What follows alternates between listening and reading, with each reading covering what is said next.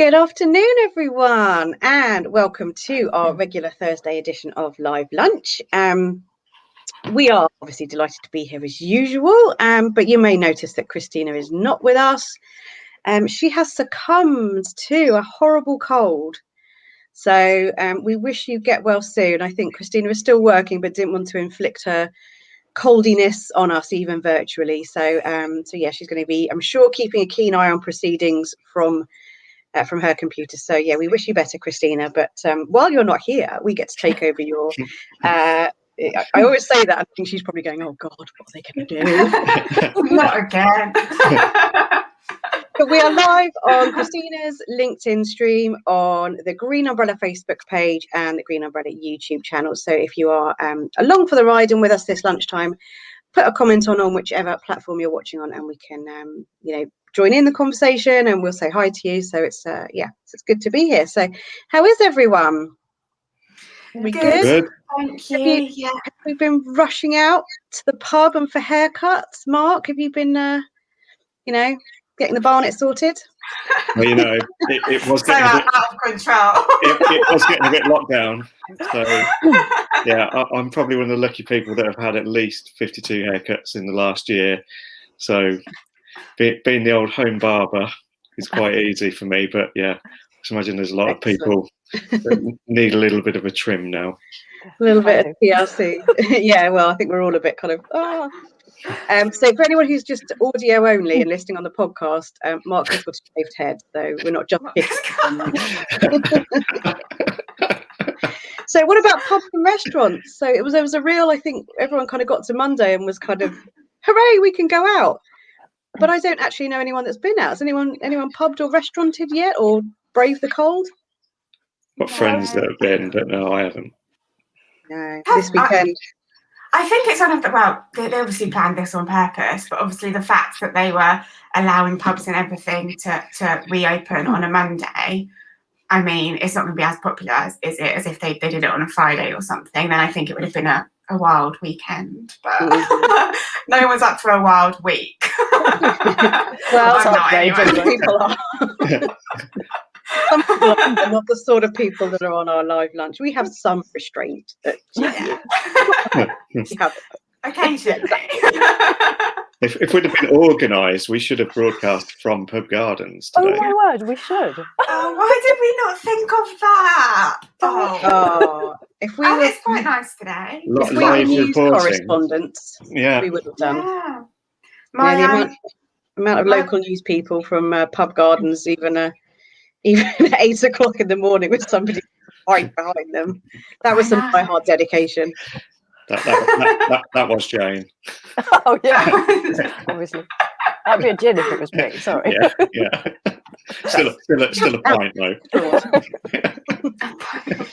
So it's obviously been a good week marketing wise, I'm sure, aside from the fact it's been a bit cold for hospitality and retail that's open again.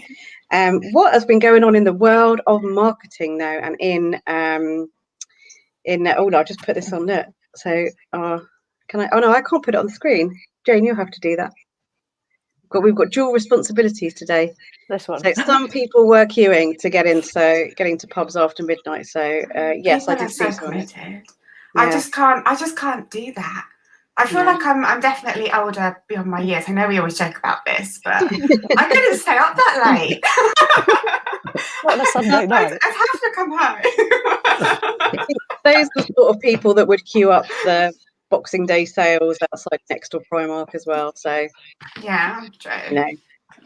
We've got better things to do. They're not going to go anywhere. Well, in theory, as long as business is okay. But I'm sure it's a good thing they're now opening. So, in terms of marketing and what we've been up to this week, then and how that's been impacted, and I don't know about you, but for me, it's felt kind of business as usual in a way, despite the excitement in the background. But yeah, what have we been focusing on this week? Emily, you sounds like you've sort of picked up a few bits going on in the ether. Yes, yeah. So same as me, really. I think we've got a new, slightly off topic, but we've got a new mediator who's joined us this week. And he said to me at the beginning of the week, "Oh, are you doing anything exciting this week? Are you doing anything new?" And I sort of sat there, wrapped my brains, and I was like, well, I'm getting my eyebrows done on Saturday. I think you thought I was really boring. But there you go. But yeah, in terms of social media stuff, obviously Instagram, my favorite platform. So they have announced that they are making like counts optional. So what they'd done previously, I don't know if anybody knows, but they'd actually tested removing the like counts altogether. But what they found is that that didn't really work, and certain people liked having that like count there. Obviously, people that are in marketing and people like us, it's quite useful to have that information. So what they're now doing is testing it. So they're giving you the option to either hide like counts on other people's posts, switch off the like counts on your posts, or keep everything as it was before, so you can see all of the like counts on everybody's posts. But I thought it was quite interesting. I thought, first of all, is it going to work? Because the fact that it's optional, are people going to sort of remember that that functionality is there, and are they actually going to use it? And secondly, will it work in terms of the whole idea behind it is to remove sort of pressure, I guess, from social media, especially Instagram. There's a lot of pressure on younger people with sort of Instagram models and things like that. So I think, is it going to work in that sense? Are people going to use it? And sort of how's it going to work in terms of marketing as well? Obviously, it's good that it gives us the option to leave it there. But yeah, I thought it was quite an interesting development. I think something, I guess this is going to go right over Mark's head, but something that happened recently is Khloe Kardashian. So I don't know if you guys know the Kardashians, but I'm a fan. A guilty pleasure. There was something in the, I think it was last week, one of her assistants or somebody anyway posted a photograph of her in a bikini that hadn't been through editing. So what she did is, or what she asked her assistant or whoever to do, is to remove that post straight away.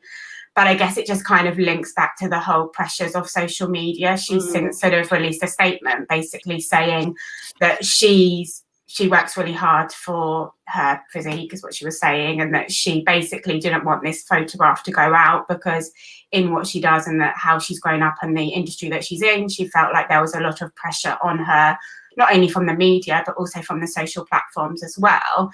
And she sort of felt like she couldn't really do right either way. She sort of edits things and then gets sort of trolled, I guess, for editing. And then when she doesn't edit them, people sort of say nasty things about her then as well. So that's kind of what she was saying. But obviously, it was quite interesting to hear that perspective from her, because when I first heard that she'd removed that post, I sort of looked at it thinking it wasn't a great example for younger children, because she was basically saying, I don't want any unedited photos of me to go out.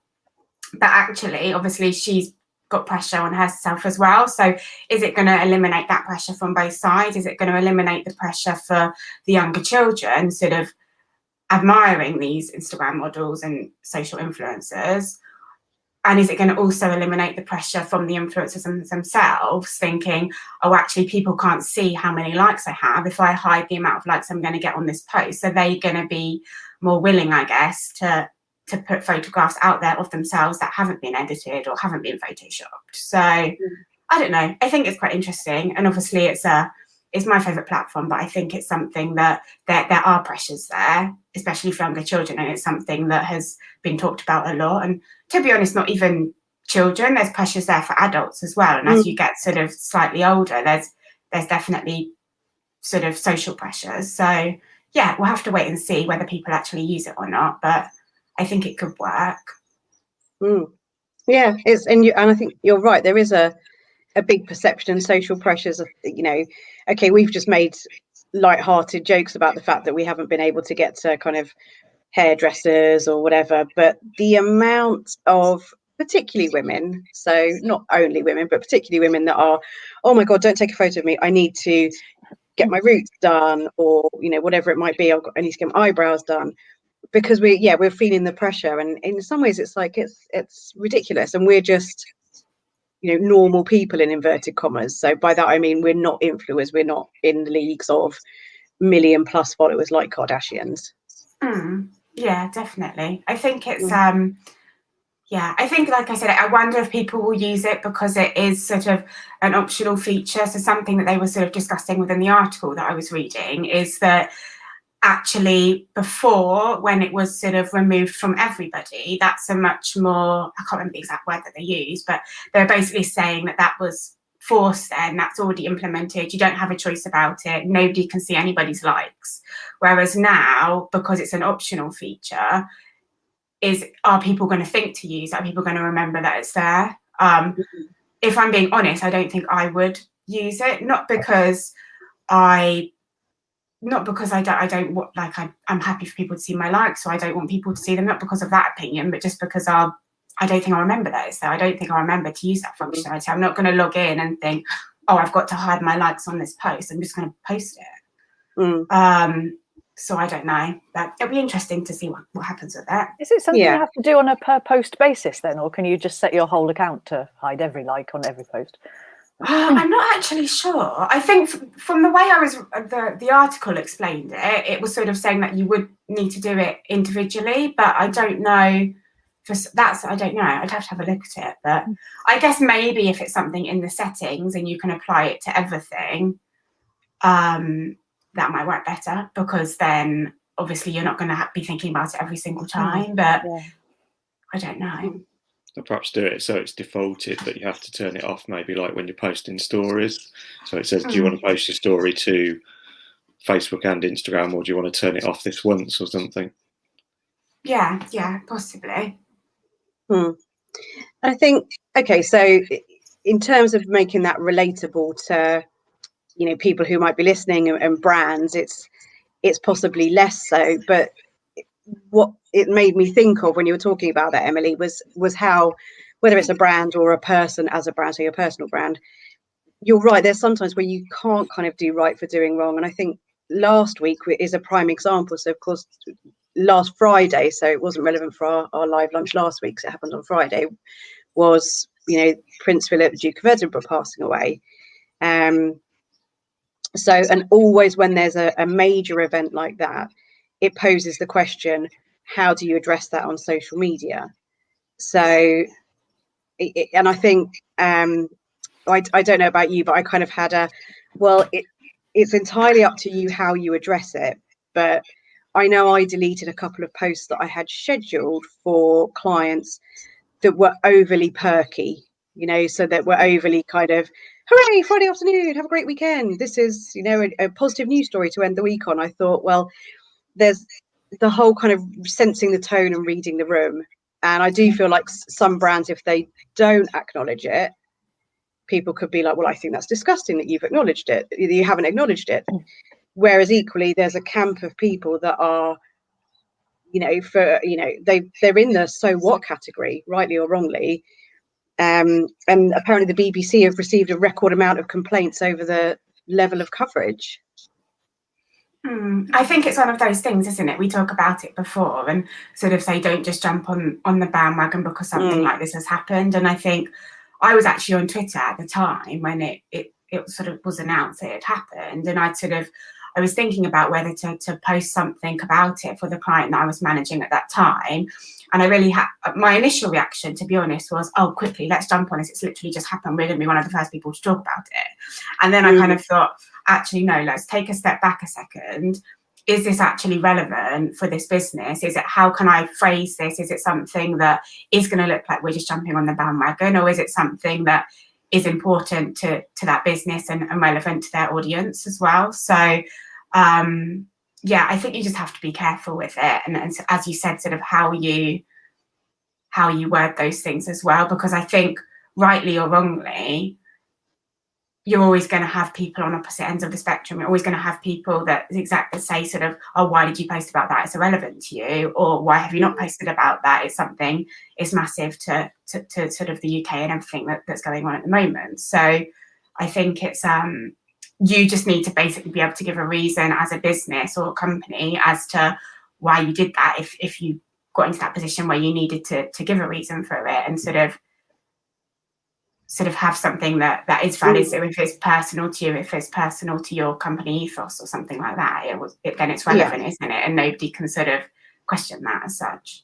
Yeah, Yeah, I must admit. So I've seen some brands that have put, really quite official messages out about it. And I was like, well, fair enough, they've acknowledged it, but why have they done that? But I realised they've got the kind of royal seal. So Waitrose, for example, John Lewis, I saw. Oh, okay. Yeah. So Yes, I guess that makes sense. Yeah, they're trustees. So I think our advice would be, so is it Saturday there is a minute silence? Yeah. Is that Yeah. so if anyone's got anything scheduled to go out on the weekend, excuse me, Jane, can you while I drink, have a mouthful of tea. I'm serious. Make sure you haven't scheduled anything for bang on 3 p.m. and just move it somewhere else. But just on that subject as well, though, as you were saying, though, it's important not to take these things too far as well, because I don't know if you saw the news article about the railway booking system. They put everything into black and white, and then none of their partially sighted customers could actually read the website. So you do have to think carefully about what you're actually doing and who it might affect, as well as your normal audiences and things. So yeah, I think they had to take that down fairly quickly so that people could see it again. Wow, that's really interesting. I hadn't heard that. So yes, and that does feel like it's taking it a tad too far. Okay, I don't want to dwell on that for too long, as we said, because we often cover kind of should you jump on a bandwagon. But I think our advice would be, just if you've got anything scheduled over the weekend, make sure it doesn't clash, particularly with a minute silence, because that can be the sort of thing that generates you're being very disrespectful. So what else? Jane, you've had a few bits and pieces this week. You mentioned about some of the social platforms.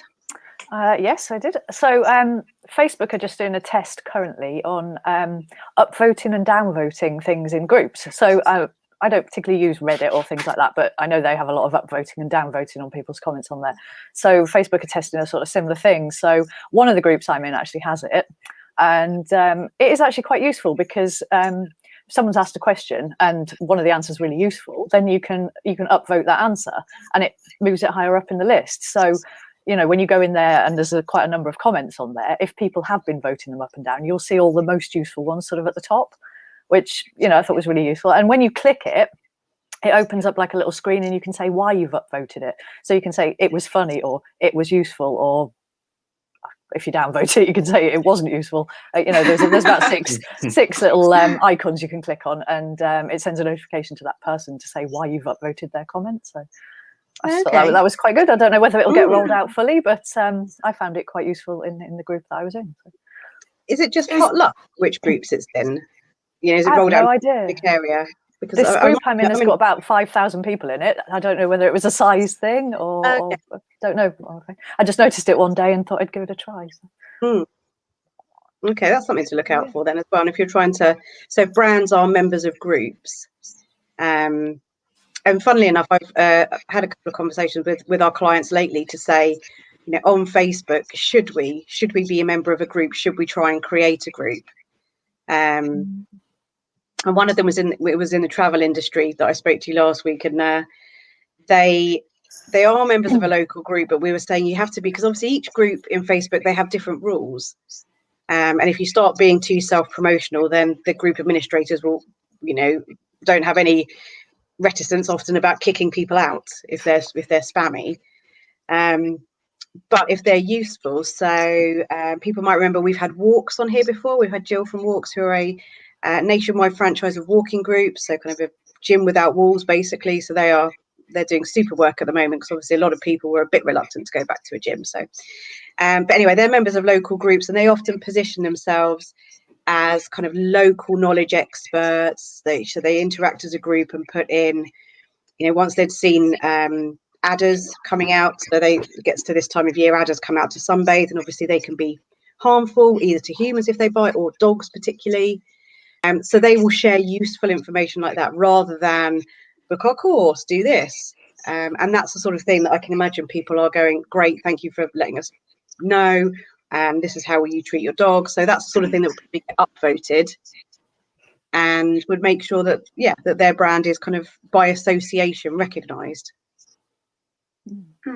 Yeah, I think it's one. Oh, sorry. I was going to say, I think it's one of those things, isn't it, with groups, is that there are always sort of regulations in terms of how much you can advertise yourself or your services. But I think actually sometimes just going in there and offering sort of advice and things like that works better, because nobody really likes the hard sell. And I think if you're going in there and sort of saying, oh, just to let everybody know, and just sort of being friendly, showing that you're knowledgeable and offering that advice, that can sometimes work better, and then people feel like you're more approachable, rather than if you're constantly going in groups sort of bombarding people with sales messages. Yeah.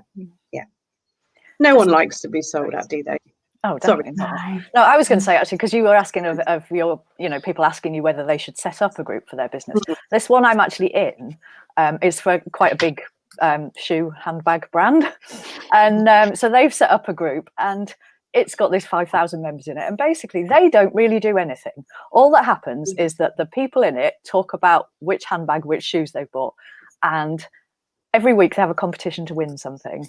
That is about the only interaction they really have in there. And they, except they also do an early access thing. So if you're in the group and they bring out a new line, you can access it 24 hours early. They'll give you a code in the group. Other than that, they don't really do anything. However, I can imagine the sales they get just because of the FOMO aspect. I know I've spent a fortune in the last 3 months since I've been in that group, because people are posting photos of their shoes, their handbags. Oh wow, that's really nice, I must buy that. And I thought, if you're a brand, you need a group like that, because they must have made a fortune out of that group. They really must. So yeah, it's worth looking into. I've got FOMO. I need to know what this group is, Jay. You have to message me. Okay then. It's very exclusive, Emily. I'm sure other brands have them as well, but that's the only one I'm in, which is a good job, because otherwise I'd be absolutely broke. So. I think with groups, that's a great example. And one that's another one that springs to mind is Wiggle. So I don't know if people know the cycling brand Wiggle. They're based a bit further along from me on the south coast in Portsmouth, but they've got a community. And again, it's so you're right, there's a real FOMO. And I think if you've got a community group of people, so cyclists, and you often have kind of guys going, obviously it could be women as well, but I noticed that the group seems to be predominantly male, and they're talking about what accessories can they buy for their bike. Mark, I can imagine they might be one for musicians, particularly guitarists. You might get, so another client I was talking to make a specific brand of camper van. And we know that, camper van, they're like a little community. They always kind of wave at each other as well. So if you're going to build a group, yes, you might have to put some legwork in to start with, and you need to be visible, but they can work really well, can't they? Definitely. I think it depends sort of as well, the capacity to manage it, because in terms of sort of, if like that group, Jane, for instance, if you've got tons and tons of members, obviously someone does need to keep an eye on it and just sort of check and sort of what everyone's talking about and things like that. But as long as you have that capacity there, it can definitely work quite well for you, I think. I mean, that one must have a lot of admins, because every post has to be approved by an admin, and there are a lot of posts. Yeah. So I can imagine they must have a lot of admins, otherwise someone's doing that as a full-time job. Yeah. But obviously you can do that. The option is there to have an admin and approve everything, so you can make sure people are not talking about other brands. Yeah. Come in a group and talk about someone else's shoes. You do not mention other shoe brands here. Cool. Okay. Well, it can almost act as a form of customer service, where your customers become, and actually when I was talking to groups with the camper van client, I was talking about how we always talk about kind of the marketing and sales funnel. So Christine will be proud that we're mentioning funnels, but we talk about kind of how you put the people at the top, you've got your sales funnel, you move them along until they become a customer. But actually there's kind of a point where the funnel is really an hourglass. So you're putting the leads in the top, they become customers, but then as they come out, they become advocates, loyal ambassadors for you. So that's where often your groups and communities come in.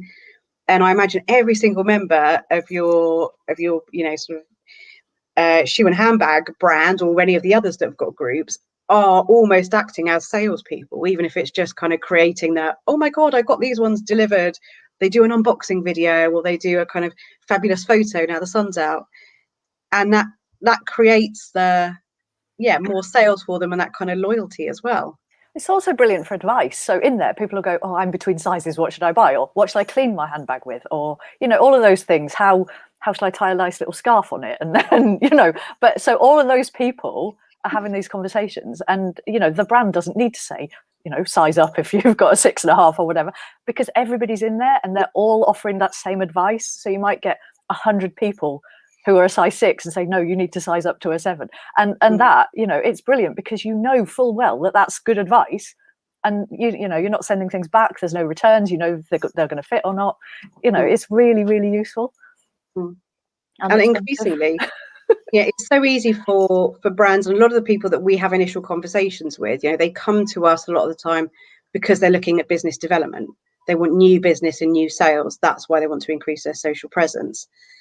Whereas, you know, you could be pouring more and more business in the top, but if it's all falling out the bottom, it's kind of like filling, you know, people have probably heard an analogy about filling a bucket that's full of holes. So if you're not looking after your customers, you're not creating advocates or, you know, delivering that customer service in whatever form, it's kind of no point in trying to, you know, work your whatsits off and fill in the top of the funnel. I think it makes sense. Cool.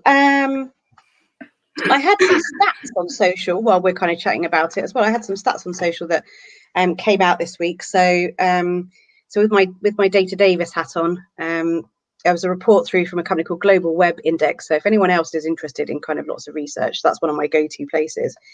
But last year, so if we rewind to this time last year, we were all talking about the spike and the uptick in time that people were spending on just online in general, but on social media in particular. That's kind of plateaus now. So as you would expect, as people have kind of adjusted to the circumstances and now potentially going back out again. So that kind of spike, it hasn't dropped right back down, so which is good news, and particularly with boomers. So I'm afraid that cliche generation, I'm just not a great big fan of that. It feels like an insult, you know, when you kind of say, okay, boomer. So apologies if anyone is offended by that. But anyway, generation that's kind of mid 50s plus, they're the ones that have kind of come online and stayed online. So in particular, there was a big uptick there, and it's really stayed around the level of usage. And on social media in particular, about an hour and a half on average a day is what that generation is spending online. Sort of millennials, younger generation, can be upwards of 2.5 to 3 hours. But typically the research was showing that's because they are more accustomed to, or they want to watch more live stream stuff. So I think that probably adds to the time that they spend online. But so on the whole, though, in the UK, our time on social media now, so if you take all users, any generation, we now spend an average of 1 hour and 46 minutes a day on social media, which is down, in fact, slightly from 2017 when it was just under 2 hours, so 1 hour 54. So about 1 hour and 3/4, which I was like, oh, can you imagine what else you could be doing in that time?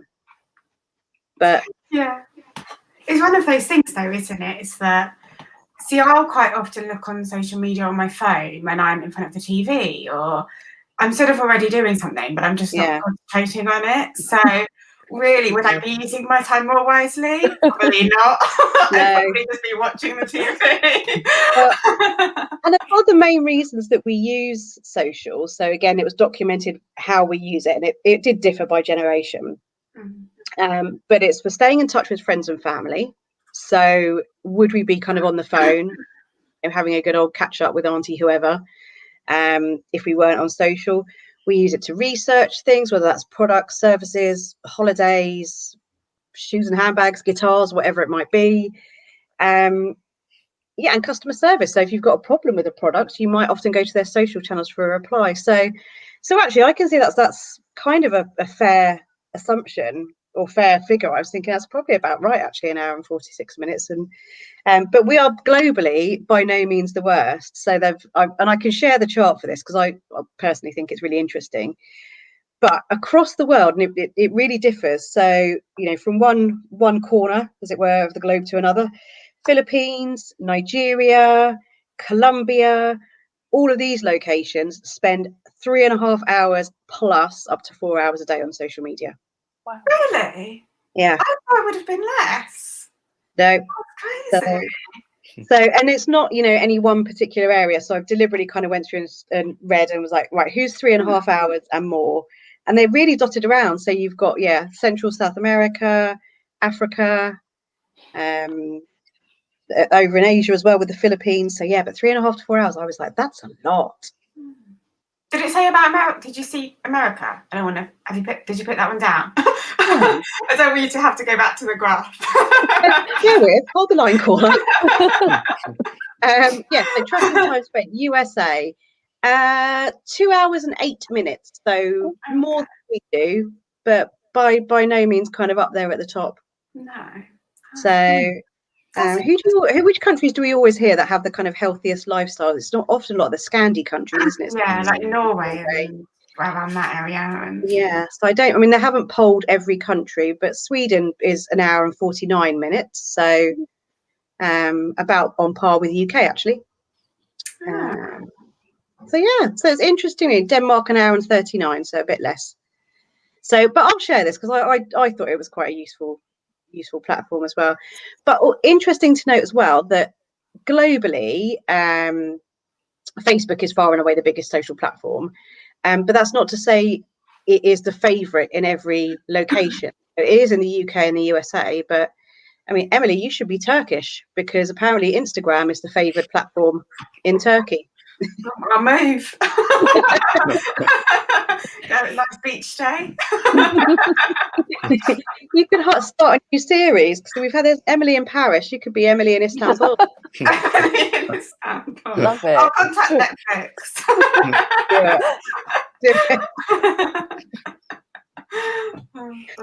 I just thought that was quite interesting because we focus quite a lot on stats and particularly at the beginning of COVID and how everything had changed and what it meant for consumers and what it meant for brands.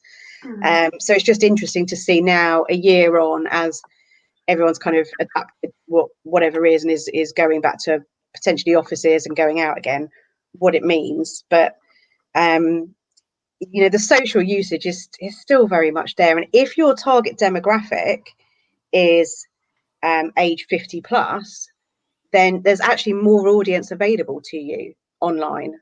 So I just thought it was worth flagging, keeping in mind. Definitely. I'm like him. I actually find it quite interesting, and it's surprising how sort of we cast these assumptions, don't we, as sort of where we think which areas or which countries use social media more. So it's interesting to see that it's actually quite different to what I thought it was going to be honest. Yeah, really varies. Mark, what about you? I'm sure you've like Paul Green, who's with us today, has learned a lot about shoes and handbags today. Thanks today. It's just like being in the office. You can put a mask on then, Mark. Is that what this is? You're just actually prepping me for the next few weeks when we go back. Yeah. Perhaps. We had a meeting before this. We were like, right, this is what we need to talk about. So it's not so much as a shock to your system. I did say to Christina the other day, I may have to wear headphones in the office, just generally. No. Headphones or ear defenders. Noise cancelling, whatever. Fair enough. So, we tried to tie it in. I've mentioned guitars a few times. Yeah. No, cycling. Cool, yeah. We're an inclusive group. People know that if they watch regularly enough. Yeah. So what have you been working on this week? Bit of everything again, really. Print is starting perhaps to sneak its head round the corner again as things open up, which is sort of what we expected, really.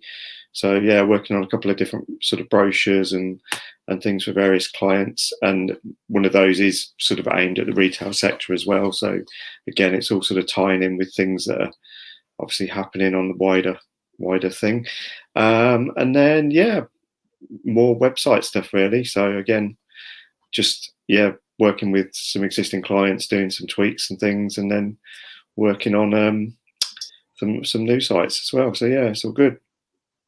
One thing I picked up with you this week, and I hope it's okay to mention it, I won't mention names, was we were talking to a potential client or somebody who was looking at their website, and they had their domain or their website registered with a well-known website provider, shall we say, but we're having a nightmare with what's called their meta description. So when they were Googling what their product was, so, and if people can envisage this, when you kind of Google something, you get your list of things that come up presented by Google. It kind of has the header and a brief description of what that page is about. So whether it's a product or a service or a company or whatever.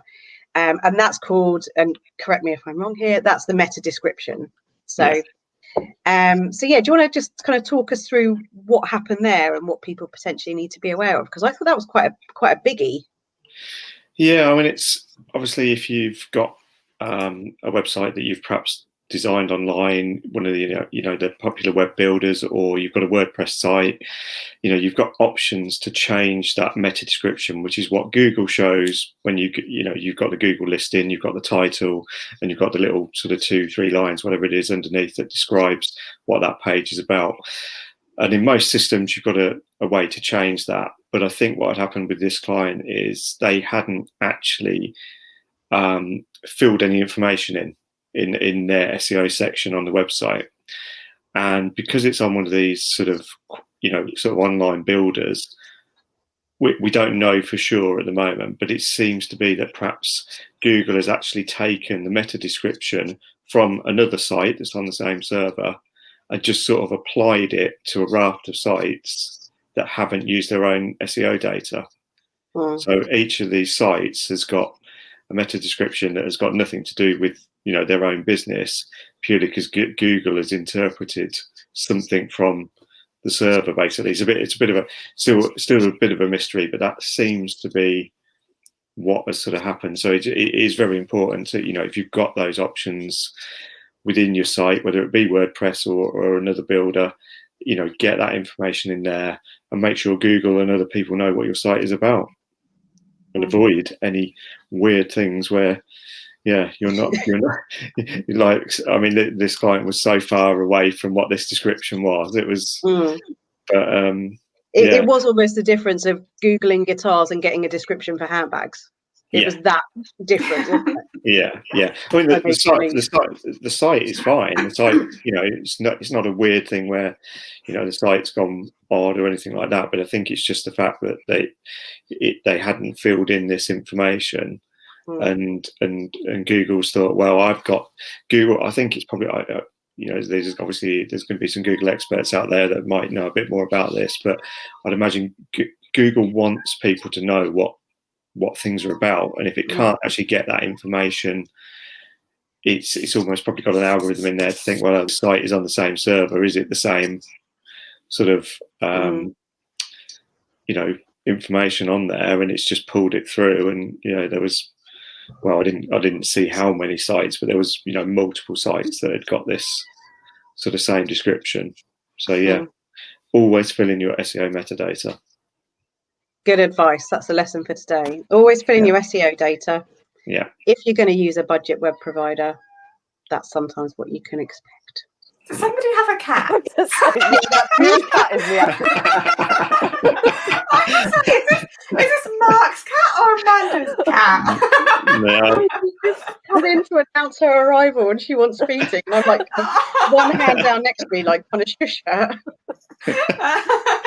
I was trying to work out who it was coming from. Pepper the cat, trying to get involved in the action. So, there you go. Right, on that note, because she's demanding food, I know we always get to this about this time and we all want food as well. So have you got anything else to add other than do your SEO, don't schedule your posts around a minute silence? No, I don't have anything else to We're all good. Yeah, I'm hungry. I'm like Pepper.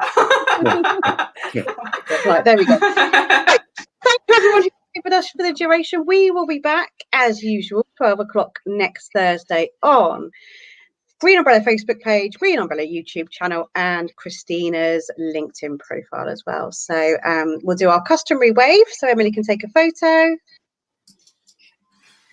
And we will see you all next week. Bye. Bye. Bye.